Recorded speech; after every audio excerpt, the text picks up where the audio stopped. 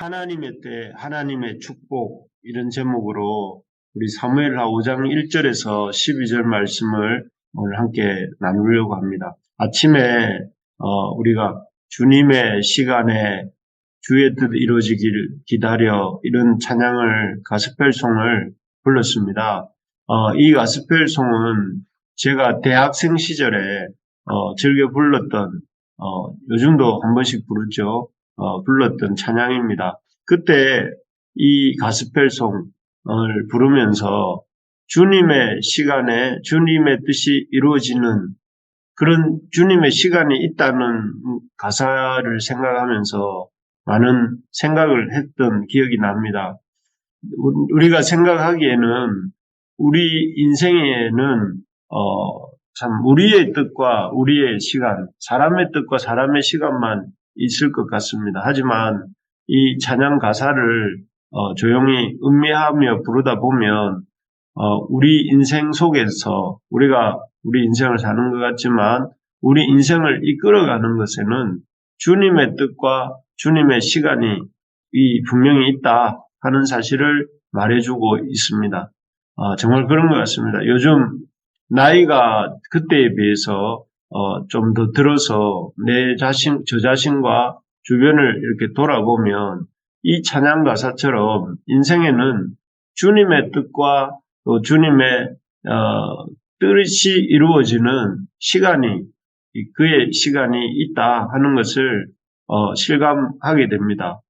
아무리 이렇게 사람이 마음이 급해도 밥을 먹으려면 밥이 뜸이 들어야 되듯이 우리가 아무리 조급해도 우리의 시간이 아무리 조급해도 하나님의 뜻이 이루어지는 하나님의 시간이 반드시 거쳐야 되는 하나님의 시간이 있다 하는 것입니다. 그래서 깨닫게 되는 것은 우리가 참 지혜롭게 인생을 사는 방법 중에 하나는 우리의 생각대로 이렇게 되기를 기다리면서 조급해할 것이 아니라 하나님의 뜻을 존중하면서 하나님의 때와 하나님의 뜻을 존중하면서 하나님의 때를 기다리는 하나님의 뜻이 이루어지고 하나님의 때가 이루어지기를 기다리는 것이 기다리며 살아가는 것이 인생의 지혜다 하는 생각을 해봅니다. 그런 점에서 다윗은 요즘 계속 살펴보고 있는 이 다윗은 참으로 지혜로운 사람이다 하는 생각이 듭니다. 왜냐하면은 삶이 자신의 뜻대로 돌아가지 않을 때에도 하나님의 때가 이루어지기를, 하나님의 뜻이 이루어지는 때를 기다리면서 인내하는 삶을 살았기 때문입니다.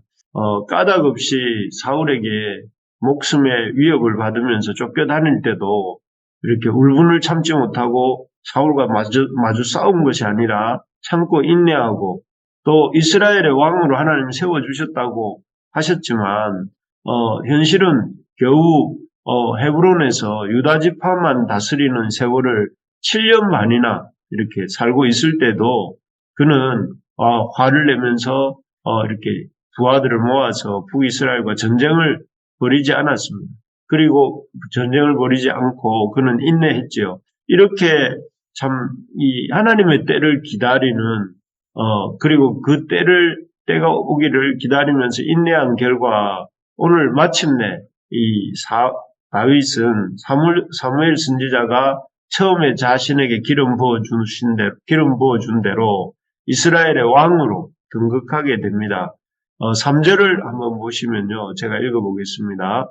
이에 이스라엘 모든 장로가 헤브론에 이르러 왕에게 나아오매 다윗 왕이 헤브론에서 여호와 앞에 그들과 언약을 맺음에 그들이 다윗에게 기름을 부어 이스라엘 왕으로 삼으니라. 이스라엘 왕으로 삼으니라. 참 감격적인 순간입니다. 사울에게 쫓겨다니기를 13년 이상, 그리고 헤브론에서 유다 지파를 다스리면서 7년 반 이상, 거의 20년 가까운 세월을 기다렸습니다. 그렇게 기다리면서 인내한 끝에 하나님의 때에 이루어지는 이런 왕이 등극이었습니다. 이렇게 참 다윗은 하나님의 때를 기다려서 마침내 이렇게 이스라엘의 왕이 되었는데요. 이렇게 하나님의 때를 기다려 왕이 된 다윗을 통해 다윗에게도 하나님은 다윗이 큰 복을, 다윗이 생각지 못했던 큰 복을 그에게 부어주시는데, 먼저는 이 온 이스라엘 백성의 마음이 하나가 되었다 하는 것입니다. 여기 보면 1절에도 보면 이스라엘 모든 지파가 해서 모든 지파가 나오고, 3절에도 보면 이스라엘 모든 장로가 해서 모든 장로라는 말이 나오는데, 그래서 이스라엘 백성 모두가 온 백성이 마음이 하나가 된 것인데요. 사실 잘 아시겠지만 한 나라가 다른 나라를 통합할 때 많은 어려움이 있지 않습니까? 모르는 사람들끼리 모여 사는 경우에도 참 쉽지 않은데, 나라와 나라가 통합한다면 얼마나 어려움이 있겠습니까? 그래서 이 흡수되는 쪽에서는 항상 흡수하는 쪽을 향해서 어떤 불평과 불만이 나오기 마련이지 않습니까? 그래서 여기 다윗과 이 다윗이 속한 유다와 또 사울과 그에게 속했던 이스라엘이 다시 이렇게 통합할 때에 분명히 북이스라엘 사람들에게는 그 사울 왕조에 대한 추억을 가지고 있는 사람도 있었을 것이고, 그래서 들어서는 새 왕조에 대해서, 다윗 왕조에 대해서 섭섭하게 생각하는 사람도 있고 원한을 가지는 사람도 있고, 또 여차하면 반란을 일으키려는 사람도 있지 않았겠습니까? 그런데 여기 이 다윗이 이스라엘의 왕으로 들어설 때만큼은 그런 사람들이 거의 전혀 없지는 않았겠지만 거의 없었던 것 같습니다. 그래서 여기에 보면 이스라엘 모든 지파가 다윗을 우리에게 왕이 되어달라고 추대하고 있고, 또 모든 장로들이 다윗에게 나와서 재차 요청하고 있는 그런 모습을 적고 있습니다. 왜 그럴까요? 왜 이렇게 다윗과 그 북이스라엘이 합쳐질 때는 이런 여러 가지 세상적인 을에 있는 그런 원망이나 원한이나 또 반역이나 이런 것을 꿈꾸는 사람들이 없었을까요? 그 이유는 그동안 다윗이 기다리고 인내하는 동안 사울과 요나단의 죽음 앞에서 보여준 모습 때문에 그렇죠. 다윗은 사울과 요나단을 진심으로 존중했습니다. 그리고 그래서 그들의 죽음 앞에서 슬퍼했고, 또 그들을 이렇게 몰래 죽였던 아말렉 청년이나 또 이스보셋의 군 지휘관들, 이런 사람들을 이렇게 환대한 것이 아니라 그들의 불의함을 꾸짖고 그들을 처형했습니다. 그래서 이런 모습들을 보면서 다윗이야말로 어떤 사사로운 왕이 아니라 하나님을 향한 순수한 감정을 가진 그런 사람이다 하는 것들을 이스라엘 백성이 보았던 것이죠. 그래서 이런 하나님을 향해 순수한 믿음을 갖고 있는, 하나님을 진심으로 사랑하는 그런 다윗이라면 자신들의 왕이 되어도 좋다 이렇게 생각했기 때문에 이 이스라엘 사람들이 이렇게 다 나와서 이렇게 다윗을 왕으로 추대하고 있는 것입니다. 기쁨으로 추대하고 한마음으로 추대하고 있는 것이죠. 어쨌든 덕분에 이런 모든 이스라엘 사람들과 또 이 모든 장로들이 이렇게 먼저 자발적으로 나와서 왕이 되어주기를 청했기 때문에 다윗이라는 나라가, 다윗이 이끄는 이스라엘이 세워지는데 큰 탈이 없이, 또 큰 잡음이 없이, 큰 어려움이 없이 이렇게 한 나라로 시작하게 된 것을 보게 됩니다. 정말 인간적으로는 왜 이렇게 더딘가, 하나님 나라가 이루어지는 것이 왜 이렇게 더딘가 이렇게 생각하였을 것입니다. 다윗도. 그런데 다윗이 그럼에도 불구하고 하나님의 때가 있겠지라고 생각하면서 인내하고, 또 자기가 행할 바들 참 이렇게 하나님의 사람을 존중하고 또 진심으로 이스라엘 백성들을 생각하면서 왕으로 준비하고 있었을 때에 하나님께서 가장 좋은 때에 가장 좋은 모습으로 다윗이 이스라엘의 왕으로 세움받게 하신 것입니다. 다윗 왕국을 세우는 게 목적이었다면 그냥 빠르게 하는 게 맞았겠지만, 하나님은 다윗 왕국이 아니라 하나님의 나라를 이루어가는 중이었기 때문에 그렇습니다. 정말 하늘은 하늘이 땅보다 높지 않습니까? 그런 것처럼 하나님의 생각은 우리 인간의 생각보다 높으시다 하는 것을 다시 한번 느끼게 됩니다. 그렇기 때문에 우리가 우리의 삶이 우리 생각대로 풀리지 않고 또 우리의 모든 일들이 자꾸 꼬여만 가는 것 같고 그렇게 될 때에도 낙심하지 말고 또 우리 절망하지 말고 다윗처럼 묵묵히 우리에게 맡겨주신 사명들을 감당해 나가는 저와 우리 부르심의 가족들 되기를 소망합니다. 그렇게 하나님의 때를 기다리고 또 하나님의 주신 상황 속에서 맡은 일들을 다 감당하다 보면 놀라운 하나님의 역사가 일어나게 될 줄로 믿습니다. 두 번째로 이렇게 하나님이 주시는 다윗에게 주셨던 은혜가 무엇인가 하면 그 하나님의 때를 기다렸던 다윗에게 가장 좋은 곳이라 할 수 있는 예루살렘 성을 이 다윗에게 허락해 주십니다. 이스라엘 전체의 왕이 된 다윗이 가장 먼저 한 일이 뭐였습니까?